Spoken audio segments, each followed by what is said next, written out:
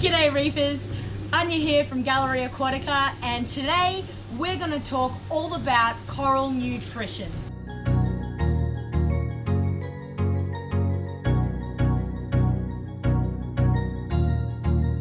That's good.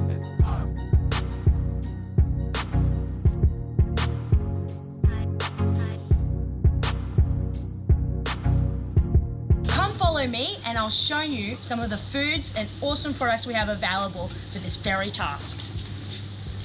So when it comes to talking about coral nutrition, the reason I think it's probably important to start off with amino acids because what are amino acids? Well, they are the building blocks which create peptide bonds which formulate protein. And you probably understand that protein is actually directly like tissue mass, like in humans, it's muscle. This is the kind of dosing that will promote health of that tissue, and also it's transferred into skeleton growth. They have found up to 22 different kinds of amino acids available out there. And only a certain number of them are actually able to be synthesized or created all on their own by corals. The other sets of amino acids that are very essential to daily health and life and growth and intensity in color are actually ones that they have to obtain from the external environment. Even though really good quality lighting will be pretty much enough to keep your coral alive, what we're trying to focus on here is not just keeping it alive, but having it really thrive. And by providing in a direct uptake form, instead of these animals actually capturing, a prawn or a mysis shrimp and having to process all those different cell layers to really assimilate, to get into that amino acid, this way, you're directly giving it, they're uptaking it very easily, and they have plenty of energy left to utilize for other things like healing or growth or color, vibrancy. So you will find a very positive result if you haven't been using amino acids before and you get yourself onto a daily dosing program. One of the first signs of amino acid overdose is generally this fine microalgae that will grow on the inside of your glass. Here's some I prepared earlier. I intentionally did a higher dose of amino acids last night because I knew we were going to be filming. So if you don't want to be cleaning the glass every single day, I would suggest with this kind of effect, lowering your iron levels, looking at the excess nutrients. You could have phosphate or nitrate out of ratio, or lower your amino acid dose.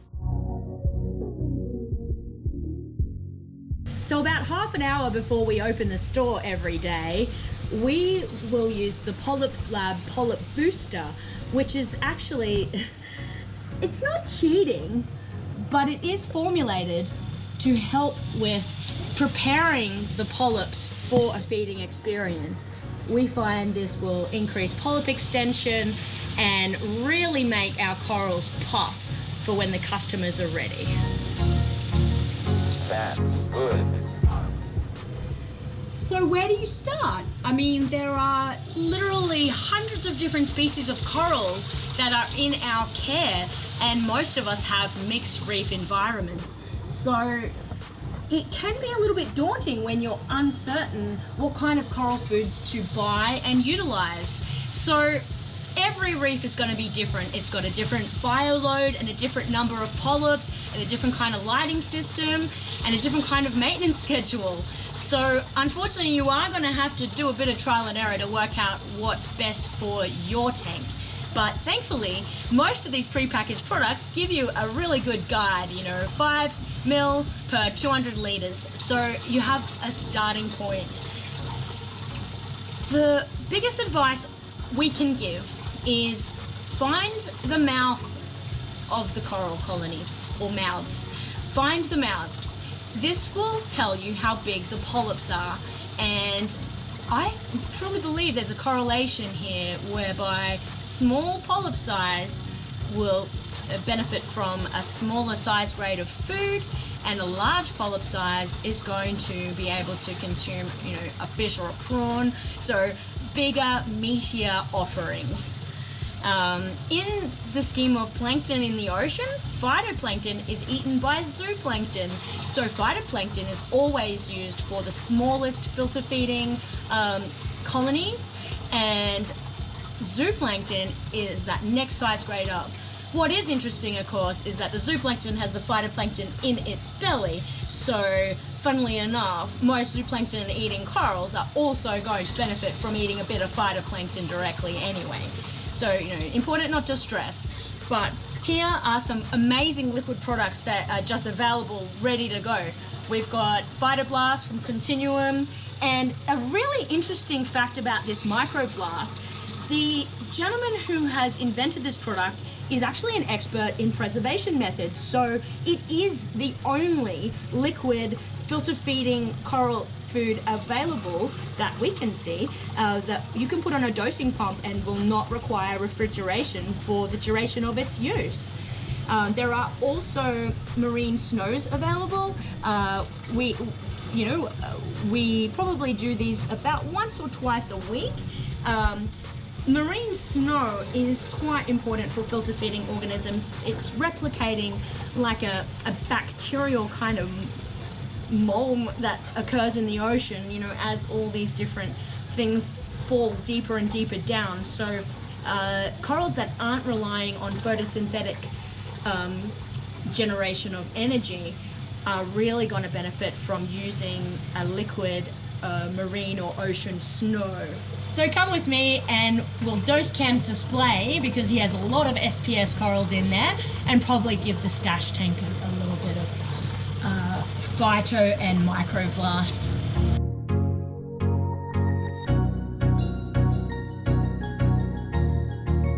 We're just putting it directly in the flow. It is rated at 5 ml per 200, so we've got a fair bit of leeway here, 10, 15, 20, and as you can see, phytoplankton products are going to be incredibly smaller particles and capable of being uptaken by even the absolute tiniest of polyps. The microblast is probably a little better, say, with a turkey baster if you're concerned or want to be feeding like a clam area or something like that. I'll just put in 5 ml for now. Don't want to overdo it. But what we will see within, you know, probably 20 minutes or so, everything is going to look better. Some of the tools that we like to use to feed coral include my favorite, the Julien's thing. There are coral feeders such as this, or you can even use a turkey baster or a little pipette. All of these will help get the food directly into the coral's mouth. However, the reason I really love Julien's thing is, for one, the check valves present in these areas here, the controllability with this awesome syringe, and also you can replace these tips. They're only really cheap, $12 for a 3-pack. If anything does kind of get a bit funky up in there. But so far, 4 years, we haven't bought any new pieces. Also, the Julien's thing comes with an extender, so those people that have really short arms like me and a tall aquarium, you can actually make this much longer. Years ago, when I began working in the hobby, our spiels on caring for coral were certainly very different to the way they are today. So much more is known these days, and that's because of the onset of things like microscopy, genetics, advances in all kinds of science, and observations shared with online communities that has really tailored the way we look after coral today to be so different. A really funny story my boss told me to tell customers with Goniopera in 2000, early 2000s was, now you're going to buy this coral and you're going to keep it alive for a period of time and then it's going to die and then you're going to buy a new one. Or you can spend 1 million hours a day trying to feed every single mouth. And at that point, they'd already clued on to the idea of feeding coral, but there was no food available on the shelves. So we would tell people to buy marinara mix from Woolworths, Coles, and ruin their blender and dispense this food into each mouth, or your gonny's gonna die. Well, fascinatingly, much more recent evidence suggests that the energy is actually transferred within the whole community. So you certainly don't need to feed every single mouth of the coral colony if they're interconnected. This has also, with the creation of Just Incredible's Gonio Power, this food is specifically formulated for Goniopora, and of course they will consume reefroids and phyto powders. However, this food is unique because it has a different size grade and ingredient complex, which Justin has evaluated as being very important for Goniopera's success. So I've just mixed it up. I mix it with reefroids and Gonio Power together right here. And so we're gonna give it a feed with my Julian's feeding.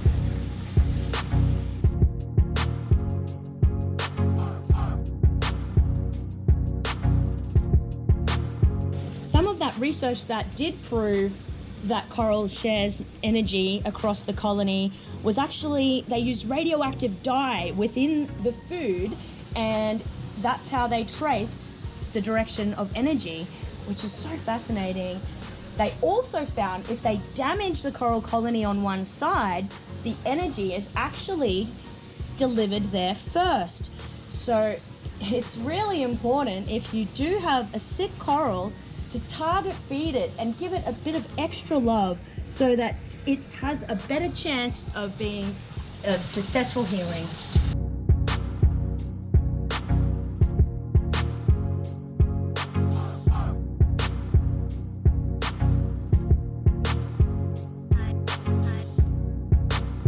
So if you prefer to buy dry powdered food instead of the liquid alternatives, there are a huge range of products available on the market.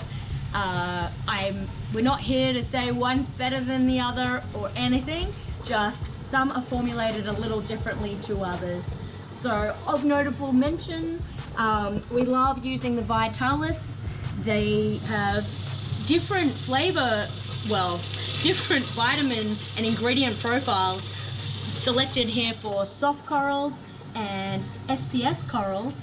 And who doesn't love reefroids? I mean, it is legitimately a legendary, I love the name, it works. Even LPS that don't really eat powdered foods are clearly known to consume this. Reefroids probably made coral feeding better known than any other product available on the market today, so we can't not use it. I mean, we honestly, with the range of corals we have here in the store, we use a blend of all these foods on a weekly basis. Another really great range available of powdered foods are the Two Little Fishies by Julian Sprung, and he has actually divided phytoplankton from zooplankton, so it's a very clear cut here what might be the best choice for you. Also, we have Gonio Power here, which is Two Little Fishies product, but it's from Just Incredible. Just Incredible is a genius in our industry, and if you've ever had the opportunity of meeting him in real life, you will understand why Julian would have chosen to put this product available. Goniopora have been a bit of an increasing a challenge in our industry over the years to keep alive, and we've really never had it as good as we do today, with understanding their proper care.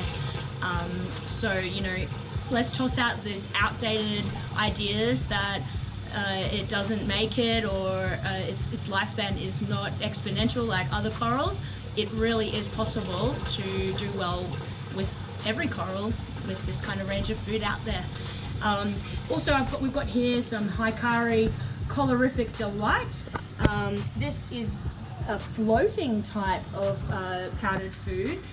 It does also have this gel option, so you can mix it up and really directly put it onto the polyps' mouths. It's incredibly popular. We sell a lot of it, so I'm certain there's a good feeding response, and it's a great option if that's what you prefer.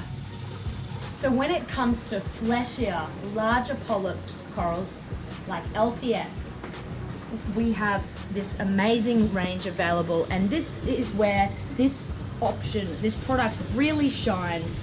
For corals like Lobo, like Acan, like Blastomusa, like Scolemia, Tubastria, Ricordia, Rhodactis, Duncanopsamia, Corlastria.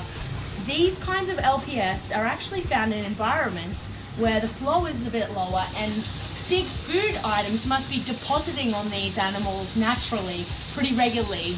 Giardini, if you weren't feeding these corals before and start, you will see an amazing difference in color, health, how plump they are, polyp extension.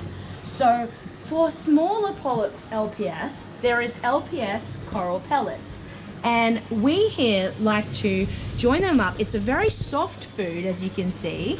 Now you could just sprinkle something like this over acans so that each mouth receives one very small coral pellet. Or if you have a larger organism, it's very easy to just join these up and create a bit of a larger offering. Beyond a certain size of polyp, they've actually developed anemone pellets to save time doing this, and you receive these larger pellets. The main ingredients difference is the protein level does vary, because these anemone pellets are legit formulated for anemones. So we like to feed these to very large Ricordia, Rhodactis, and our whole range of nems. And if the animal is really big, you can of course join these together as well. Here I'm just going to get some smaller pieces and feed our Scolemia. Now, these corals have been renamed to Homophilia, I'm well aware, but you know what? I love to call them Scolies, and the name is still currently stuck. Another reason why the pellets flattened do help is to stop them from rolling around, because one thing you will notice over time especially, all your fish will love this food just as much as the coral. And if you aren't careful, the fish can get all sneaky and steal the piece of food right out of the coral's mouth before it's swallowed. You can see here, even within just a few seconds, when we go back to the first Scolia we fed, it's just completely going in now. That's how fast the response is. Within a few seconds, it's going down the mouth. And by this afternoon, this coral will look puffier, healthier, and happier. What you can see here, just within a few minutes of ingesting the food, the scolies are puffy, swallowing, the mouth is completely shut, and those polyps that didn't receive food today are still actually asking for it by producing these sticky tentacles, or it could be that they're just still really hungry. One method that we have devised, very easy to do, just cut the bottom off a clear bottle, and you can use this to protect said pieces from any harassment by fish while they are wanting to swallow their food. This cleanoras has no match for this protective barrier. Sorry, buddy. We're gonna have to feed you something else a little later. So we've got some colonial LPS here, acans, which are called Micromucilurhawensis now. We've got some Duncans. And so for these, we don't really need to roll them up. into larger offerings, we're just allowing for a couple of pellets per mouth to settle in there and stimulate the feeding response. It's really important when you target feed your corals to turn off the flow. Hey. This allows for ease of access for yourself. You can see better, and it really does enable the coral to just take a moment and swallow. You can straight away see all the tentacles are coming out in these colonies because they can smell, they can sense that there's food not far away. I really attribute the health and puffiness of all our LPS corals to this Vitalis food. It's just a huge difference in appearance when they come straight from the wild compared to just a couple of days of feeding this way. You know, they're not skinny, they're puffy and healthy.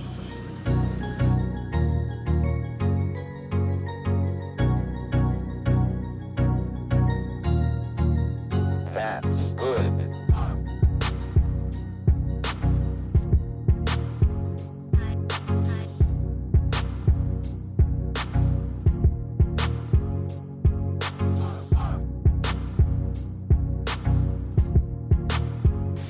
One way to avoid fish coming in and devouring your coral's food, these pyramid butterflies are usually a good example of this.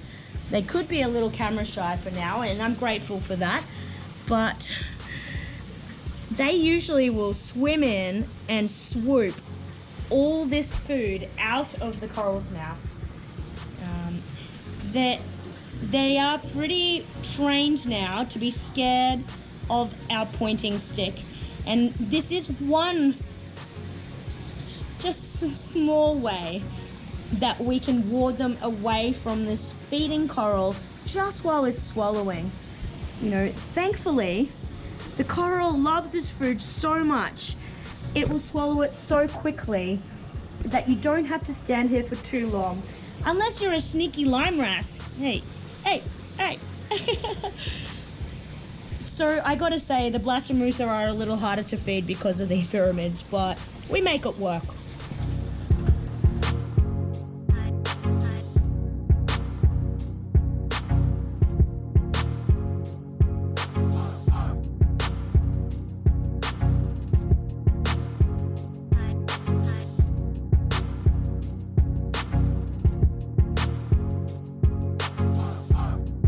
To ensure that the coral you're feeding is not going to have the food wrenched out of its mouth by the hungry fish is using a clear tube. This one we've gotten out of a tall gravel vacuum, and we're feeding Cam's beautiful rainbow tracker Philia, and at the moment it's such a big coral we've decided to use anemone pellets, and you can see that they're just going down and really easily delivered right into the awaiting sticky tentacles.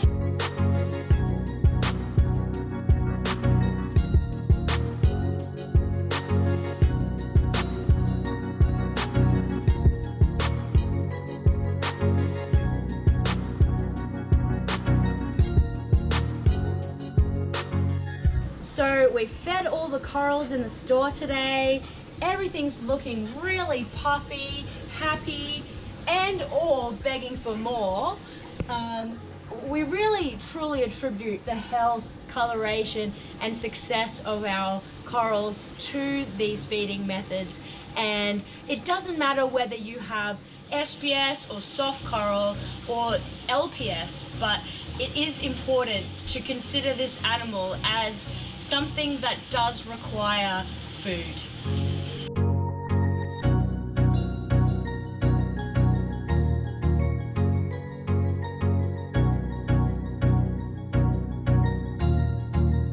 That's good.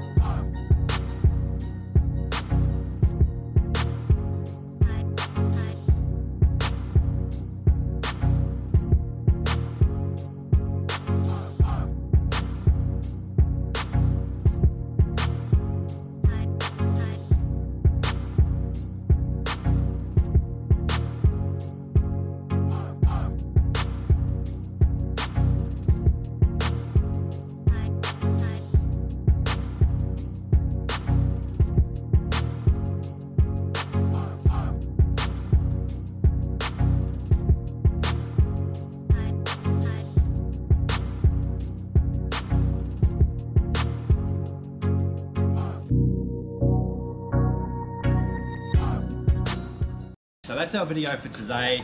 If you enjoyed it, hit the like button, hit the subscribe as well. We'll be putting out videos every week showing a new tank with new products. There's going to be lots in all the videos. I'm Cam the Fish Guy, and keep on reefing.